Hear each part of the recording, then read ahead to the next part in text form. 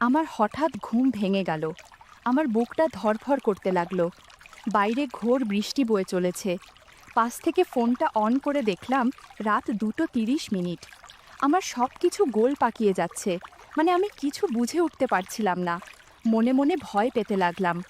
কিছুক্ষণ পরে শরীরটা স্বাভাবিক হলো। তখন সব কিছু আস্তে আস্তে বুঝতে পারলাম।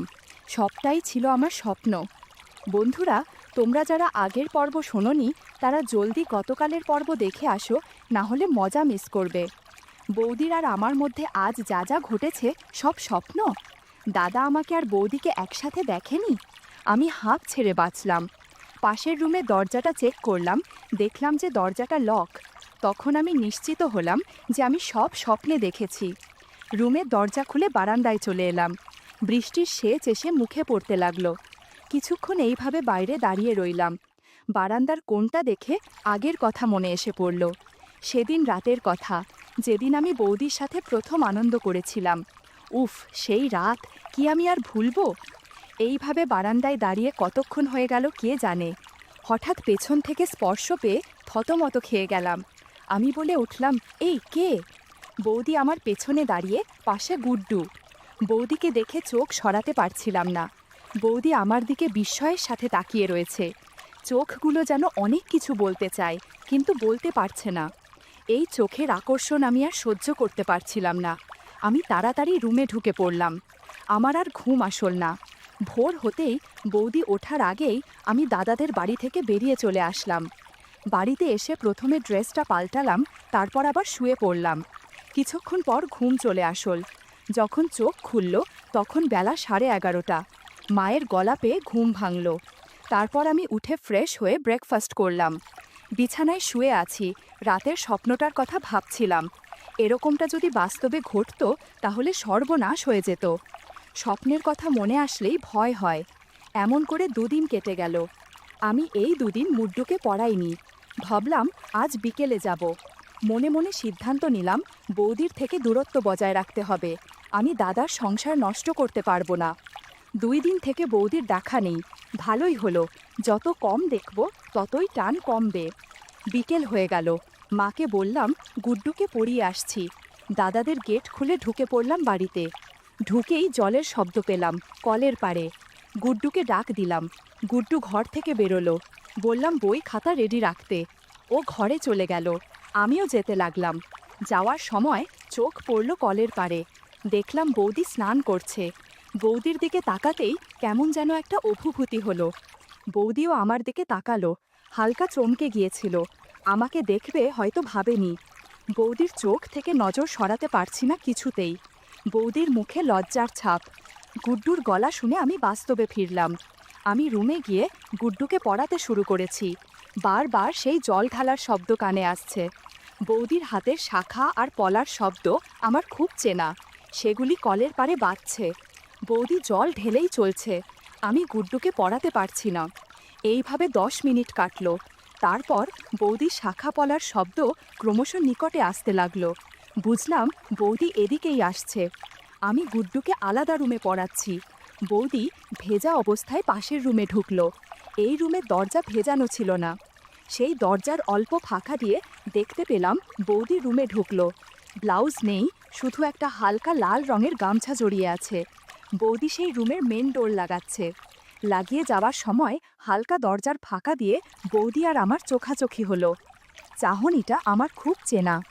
গুড্ডুকে পড়াচ্ছি ঠিকই, কিন্তু মন আমার পাশের রুমে। হালকা দরজার ফাঁক দিয়ে লাইটের আলোয় প্রতিবিম্ব দেখা যাচ্ছিল। কাপড় মেঝেতে পড়ার শব্দ আমার কানে আসছিল। নিজেকে আর সংযত রাখতে পারছি না। শত চেষ্টা করেও নিজেকে আটকাতে পারছি না। গুড্ডু খাতায় আঁকিবুকি করছে। হার মানলাম। গুডকে বললাম, তুমি লিখতে থাকো, আমি আসছি। এই বলে আমি উঠে পড়লাম। যেই রুমে গুড্ডুকে পড়াচ্ছিলাম সেই রুমের দরজাটা সরালাম। দেখতে পেলাম পাশের রুমের দরজা জানালা সব বন্ধ, লাইট জ্বলছে। সামনে দেখতে পেলাম মেঝেতে পড়ে রয়েছে পরনের শাড়িটা। দেখলাম বৌদির ওপাশ ফিরে রয়েছে। গাছের জাম্বুরা 2 পাশ থেকে কিছুটা দেখা যাচ্ছে। আমি দরজাটা ভালো করে খুলে এই ঘরে চলে আসলাম। মনে হয় বৌদি এখনো টের পায়নি আমি তার পেছনে দাঁড়িয়ে আছি। আমার থেকে বৌদি কয়েক হাত দূরে। বৌদি গামছাটা চুলে জড়িয়ে খোপা করল। বৌদি বলল, শুধু দাঁড়িয়েই থাকবে নাকি? বুঝতে পারলাম বৌদি আগেই বুঝে গিয়েছিল যে আমি দাঁড়িয়ে আছি। এই বলে বৌদি আমার দিকে ঘুরল। বৌদির চোখে দ্বিভূত এক টান লক্ষ্য করলাম। পাশের রুম থেকে শোনা গেল, কাকাই কাকাই, কোথায় তুমি আমার হয়ে গেছে লেখা? আমার কানে গুড্ডুর আওয়াজ আসলো। বৌদি আমার কাছে এসে গুড্ডু থাকা পাশের রুমের দরজা লাগিয়ে দিল। গুড্ডু দেখতে পেল তার মাকে দরজা ভেজাতে। এটাও দেখতে পেল যে তার মা পেটিকোট পরে আছে। বৌদিকে বললাম, চলো আজকেও একটু গান বাজনা করা যাক, আমি তবলা দিয়ে বাজাচ্ছি। বৌদি চিৎকার করে উঠল। সেই আওয়াজ গুড্ডুর কানে পৌঁছালো। আমি জোরে জোরে তবলা বাজাচ্ছি। এরপর বৌদি আমার থেকে গিটার হাতে নিল। বৌদি জোরে জোরে গিটার বাজাচ্ছে। আমি বললাম, কতদিন থেকে একা আমি, আজকে আর রেহাই নেই। বৌদি বলল, দেখি তোমার কেমন তবলা বাজাতে পারো। আমি উবু হয়ে বসে তবলা দুটো বাজাচ্ছি আর গোলাপি চুইবাগাম খাচ্ছি। বৌদি বলে উঠল, অসাধারণ ভাই, থেমো না, বাজিয়ে যাও, তোমার তুলনা হয় না। এসব বলছিল আর চেঁচামেচি করছিল।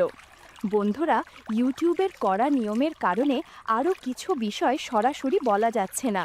তোমরা কমেন্টে দেয়া লিঙ্ক থেকে আমার ওয়েবসাইট ভিজিট করো, সেখানে একদম খোলামেলা গল্প দেয়া আছে। টানা 1 ঘন্টা গান বাজনা করে বৌদিকে আশীর্বাদ করে বেশ খানিকটা প্রসাদ দিলাম। এতদিনের জমিয়ে রাখা প্রসাদ বৌদি খুব আনন্দের সাথে নিয়ে নিল। এরপর কিছুক্ষণ বিশ্রাম করতে বিছানায় শুয়ে পড়লাম। এদিকে গিটার আস্তে আস্তে ঠান্ডা হচ্ছে।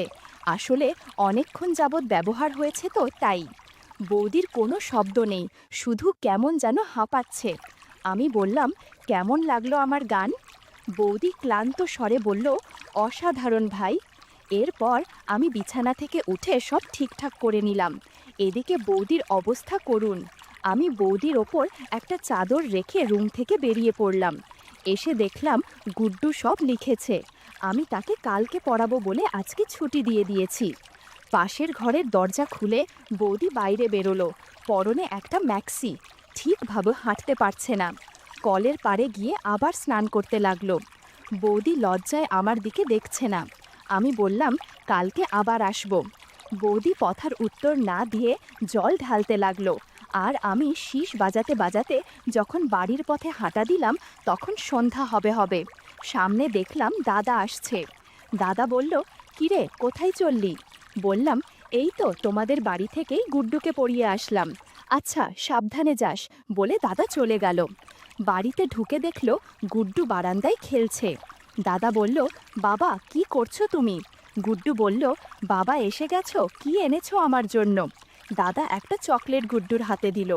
এরপর বৌদিকে ডাকতে লাগলো, কই গো কোথায় গেলে? বৌদি বলল, আমি কাপড় ছাড়ছি, মাত্র স্নান করলাম। দাদা ভেতর ঘরের ভেতরে গেল। গুড্ডু পাশের রুমে। বৌদি বলল, এত দেরি হলো যে আজকে? দাদা বলল, আর বলো না, যা কাজের চাপ। বৌদি শাড়ি পরতে পরতে বলল, বাড়িতে যে বউ বাচ্চা আছে সে খেয়াল আছে? দাদা বলল, তোমাদের জন্যই তো এত খাটাখাটি করি। বৌদি চুল আঁচড়াচ্ছে। দাদা বৌদির কাছে গিয়ে বলল, খুব সুন্দর লাগছে তোমাকে। বৌদি বলল, কি করছো? যাও গিয়ে ফ্রেশ হও, আমি খাবার বাড়ছি। দাদা টাওয়েল নিয়ে রুম থেকে বেরিয়ে পড়ল। বৌদির মুখটা ভার হয়ে গেল। বৌদি আয়নার সামনে দাঁড়িয়ে সিঁদুর পরতে লাগলো। কি অমায়িক দেখতে বৌদি। রাত 8টা বাজে। আমি ঘরে শুয়ে রয়েছি। মা বাবা টিভি দেখতে ব্যস্ত। আমি বৌদির কথা চিন্তা করছি। এমন সময় ফোনে একটা মেসেজ আসলো। ফোন তুলে দেখলাম বৌদির মেসেজ। মেসেজটা পড়ে অবাক হলাম। বৌদি বলল, ভাই মন দিয়ে আমার কথা শোনো। আজকে আমাদের মধ্যে যা হয়েছে সেটা আর হবে না। আমি আমার স্বামীকে ধোঁকা দিতে পারবো না। তাছাড়া গুড্ডুও আছে, তার এখনও বোঝার বয়স হয়নি, তাই বোঝেনি। আজও গুড্ডু আমাদের কাজকর্ম দেখে নিয়েছে। ভাগ্যিস তোমার দাদা ঘরে ছিল না। বাবু বলছিল যে তোমার এখনও ব্যথা কমেনি মাম্মাম, কাকাই তোমার ব্যথা কমিয়ে দিচ্ছে, তবুও তুমি চেঁচামেচি করছিলে। আমার ভয় করছিল, বাবা পারে না তোমার ব্যথা সারাতে।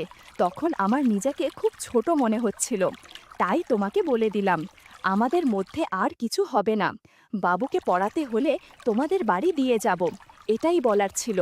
আমি রিপ্লাই করার অবস্থায় ছিলাম না, মাথা ঘুরছিল, কি বলবো বুঝে উঠতে পারছি না। রাতে খাবার খেয়ে শুয়ে পড়লাম, ঘুম আসতে দেরি হলো। পরের দিন সকালে উঠে রেডি হয়ে পড়লাম কলেজ যাওয়ার জন্য। মনটা খারাপ, বৌদির কথা মনে হলেই রাগ হচ্ছিল।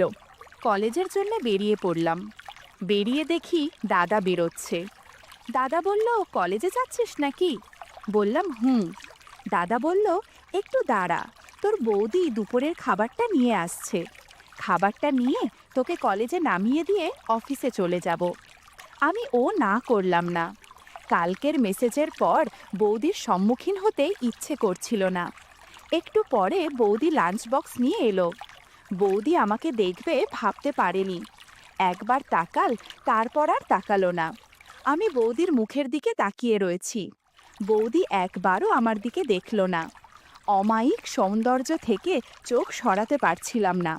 বৌদি চলে গেল। তারপর দাদার গাড়িতে উঠে চলে গেলাম।